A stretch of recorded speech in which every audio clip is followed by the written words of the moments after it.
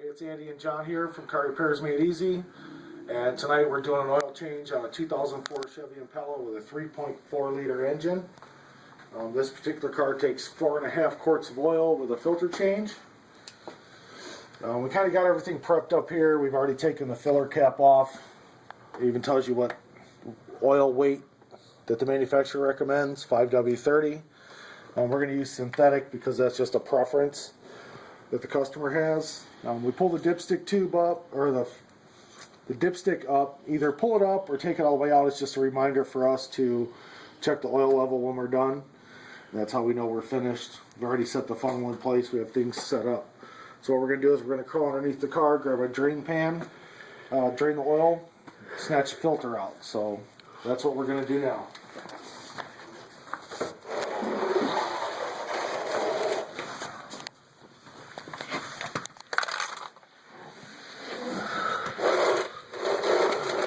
In this car, here's our drain plug there.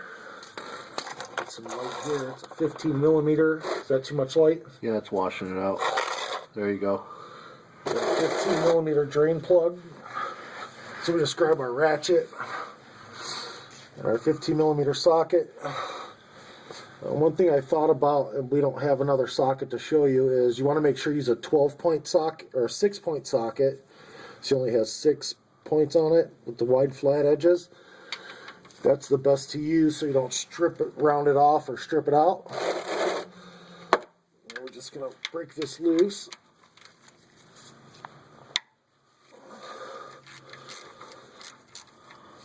And then we just line up our drain pan here and we'll spin this off of here real quick. Now just spin it off and you'll feel it when the threads are done. And just hold the drain plug in there. This will help prevent a mess. As you can see, this is ready to come out. Then if you're quick, you can do it without getting oil all over yourself or all over the floor or everything else. So, you can see this oil is pretty dirty. It's gone a little bit longer than it should for an oil change, but it's not too bad. Now we're just going to let that drain until we get a real thin stream coming out. Maybe even a broken stream, and that will get, probably 98-99% of the oil out. You'll never get all the oil out of the engine just because it's in so many different places inside, but you'll get the biggest majority of it out, and that's what you need to do.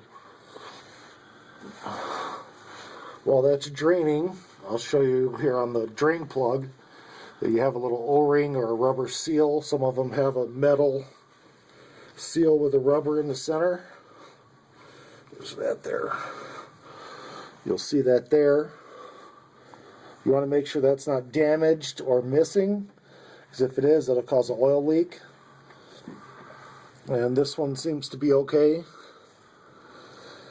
So once this is drained out good, we'll put this back on, we'll wipe it off, and then we'll slide up here to get to the oil filter. Oil filter on this one is directly above where I'm at right here, at the front of the engine, straight up from my finger. That blue guy right there? Yep. That one's kind of tight to get to, but you still want to do everything by hand.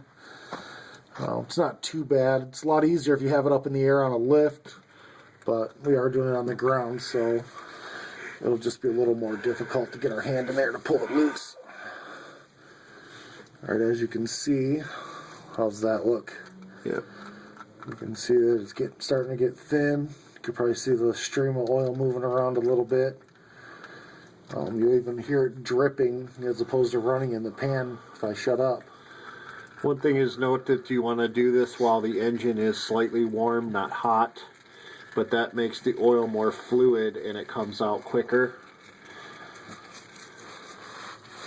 And you generally get a better drain than when it's thick when the car's cold. Alright, so let's see, another couple seconds here. We should be good. That should be good enough. We got the biggest majority of it out. Like you said, you'll never get it all out. Now we're going to just start this thing by hand. Never use a power tool when doing this. You could tear the threads in the oil pan. Spin it down until it's finger tight, and just grab your ratchet Or if you prefer have a wrench, you can use a wrench. And just spin it till it's snug. That's it. Don't over tighten it. Don't lean on it too hard. You'll strip the threads out. Now what we're going to do is, I don't know how the lighting's going to look here. I'm just going to slide the drain pan up here. And we're going to get up here and try to spin this loose. Now this is where it gets messy. So make sure you get your pan here centered. We're just going to spin this and the oil should run off the filter. And just let that drain a little bit. This is just so you don't make a big mess. Yeah, this is the car where it gets all over the harness. Yep. Yeah, there's nothing you can do about that, really. Well, you could buy like a shield, but we don't use those. Now, when you take this off, be careful because this filter is full of oil.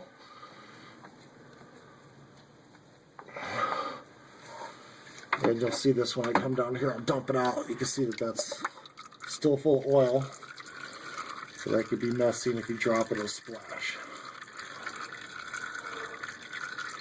Alright, we're going to let that drain down a little bit. I'm going to dispose of this filter. While that's draining, I'll grab the new one. Okay, we got our new filter. Now we have a new O-ring here. You always want to look up there at the filter housing, make sure the O-ring came off. You don't want to have two seals or O-rings. That causes leaks. On the new filter, you always want to just get a little dab of oil. And you could use the old oil, it doesn't matter. And just lubricate the seal a little bit so that when you put it on, you don't split it. It goes on, slides nice. Now, oh, great. That was not good. So we just dumped our new filter in the old oil. Not the end of the world. Just try to wipe it off. It's going to be hard to spin it on there. We'll have to clean it off before so I can get a grip on it. But anyway, just get up here. Since I can't see, just have to feel for it. There it is.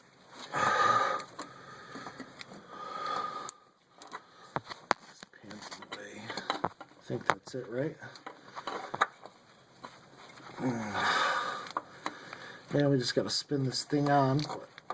Since I was a genius and soaked it in oil, it's going to make it a little more difficult.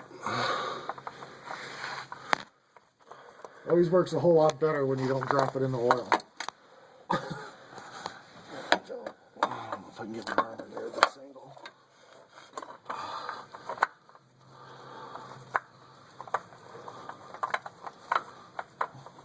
Why don't you want to go on?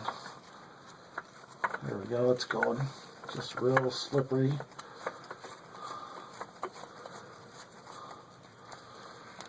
We got that on there. What you want to do when you put these on is you just want to put them on hand tight. You don't want to use tools or wrenches to put them on because you'll over tighten them, split the seal, and if you don't, then it's really tough to get them off. So we're going to see if we can tighten this down.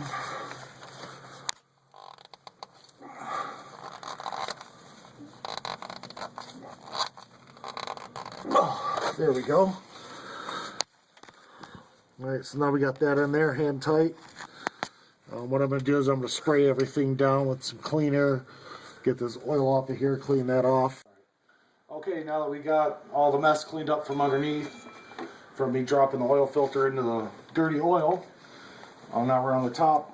This car takes 4.5 quarts of oil with a filter change. So now we're just going to dump the oil in here. And even though that mistake was made, we're not going to sit here and act like we do everything perfectly. We're human, we make mistakes. It got dropped in the oil, it's no big deal. And we can just pour these in. We've already pre-measured our 1/2 quart of oil. That was the first one I poured in. So one thing, when you know exactly how much oil you're pouring in and you're using these single quarts, then you know that you've got it right, but you always want to check the level when you're done. That's just good practice. This particular time, because we got a deal on this oil, that's why we're using individual quarts. A lot of times you'll find them at your auto parts store or places like even maybe Walmart. They'll sell oil in a 5-quart container, and a lot of times you can get the oil cheaper that way because you're buying it in bulk. I'm pretty sure it's just because there's less containers. So sometimes you'll see us using the single quart. Sometimes you'll see us pouring it out of a big 5-gallon container.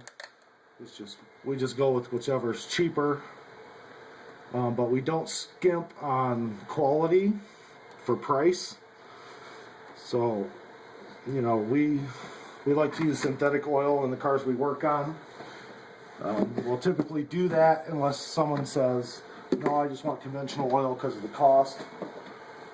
We'd rather spend a little bit more, put a higher quality stuff on the cars, especially with the lubricants, the oil, and the coolant. What we're going to do here is we put 4.5 quarts in. We're going to put our filler cap back on. Then we're going to start the car, let it run for about 5 or 10 seconds. Then we'll shut it off, let it sit for about a minute, and then we'll check the oil level. We'll be right back.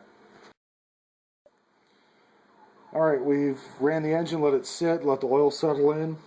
And what we've done here is we pulled the dipstick out and wiped it off. What you're looking for is the oil level on these little crosshatch area here. Might be hard to see, but you can see the 4 holes. You want it between the 2 outside holes or somewhere in the middle of the crosshatch area. All that's acceptable in a normal fill. So now what we're going to do is we're going to put it in here. Always do this 2 or 3 times. Don't necessarily worry about the first one. Just put it in, wipe it off. Because a lot of times the oil will be up higher on the dipstick just in the engine running. Make sure you wipe it clean every time. Put it in, let it in for a second. As you can see, our oil level is right at the top of the crosshatch area, or at the top hole. This would be the top this way. You can see the holes there probably a little better. Really clear. Our oil level was right there, and that's perfect and exactly where we want it. So we're done with this job. So that's an oil change on a 2004 Chevy Impala with a 3.4 liter engine. This is Andy and John at Car Repairs Made Easy. Thanks for watching. We'll see you next time.